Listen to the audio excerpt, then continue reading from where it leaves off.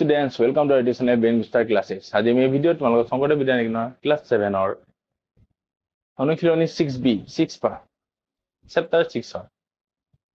8 number kita kora bole asu 8 number ekita bohote boriya anko jikita সকলো নিয়মৰ apply হ'ব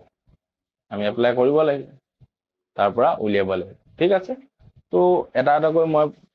গোটেইটা প্ৰত্যেকটো ভিডিওতে বনাই দিম আজি ভিডিও বনাও 8 নম্বৰ 1 টো ঠিক আছে চিত্ত দিয়া আছে x y z এটা আৰু x আৰু y আছে z বেলেগত বাকিটা চিত্তত আছে তো x আৰু y ৰ মানটো আমি কেনেদৰে নিৰ্ণয় কৰিম ঠিক আছে তো ইয়াত চোৱা প্ৰথমতে বেছি সময় নলওঁ পটককে কৰিম আমি যেতিয়া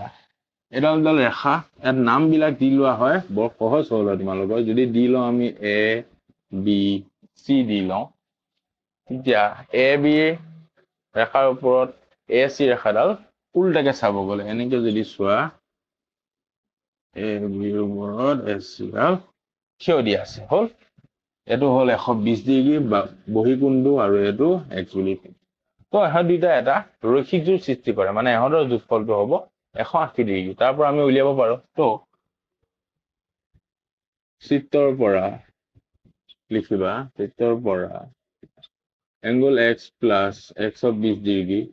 equal 180 ডিগ্ৰী লিখি দিবা ৰৈখিক জোৰ ঠিক আছে এটা angle x টো পাই যাবা 120 টো এপিনৰ পৰা লেফটৰ পৰা ৰাইটলৈ লৈ গলে মাইনাস হৈ যাব 120 degree angle x equal 60 degree পাই গলো আৰু কি বাকি থাকিল এটা angle x টো কিমান পালো 60 ডিগ্ৰী এটা ভিতৰ কি উলিয়াব লাগে y উলিয়াব লাগে ত্ৰিভুজৰ তিনটা কোণৰ যোগফল কিমান 180 ডিগ্ৰী এটো 70 আছে b কোণটো a কোণটো কিমান পালো 60 ডিগ্ৰী x টো অৰ্থাৎ আৰু y টো আমি উলিয়াব পাৰিম angle c উলিয়াব পাৰিম আকৌ ত্ৰিভুজ এটা মই নামটো দি লোৱা কাৰণে এনেকে লিখিছো তোমালোকে দি লব পাৰা abc ৰ পৰা তো abc নাপাতো বাৰু তোমালোকৰ বাবে মই abc পাতিলে মানে সহজ হয় নহবা এই কোণটো মান তোমালোকে ডাইৰেক্ট 70 পাতিব লাগিব নামাকৰণ কৰি লব ভাল হয় c equal 180 ডিগ্ৰী এটো ব্ৰেকেটত লিখি দিব পাৰা যে ত্ৰিভুজৰ তিনটা কোণৰ যোগফল 180 ডিগ্ৰী এটা a কোণটো কিমান x আৰু পাতি দিছো মই b কোণটো নাই এনেকে পাতিছো c কোণটো y বুলি ঠিক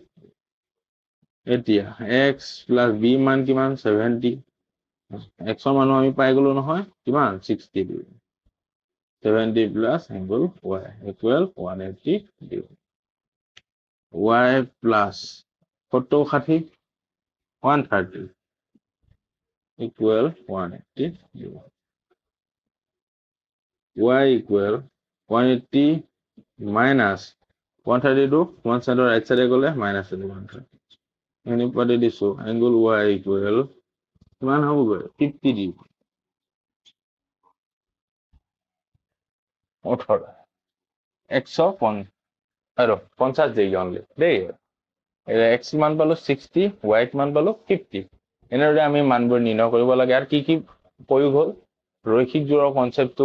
প্ৰয়োগ হ'ল x ৰ মান উলিয়াওতে আৰু y মান উলিয়াওতে প্ৰয়োগ হ'ল ত্ৰিভুজৰ তিনটা কোণৰ যোগফল 180 ডিগ্ৰী এই দুটা কৰি আমি এটো পাওঁ ভালদৰে চাবা তোমালোকে যাতে এনেকুৱা যিকোনো ধৰণৰ কোৱেশ্চন আহিলে মানে কৰিব পাৰা তো নেক্সট ভিডিওত আমি কৰিম 8 নম্বৰ 2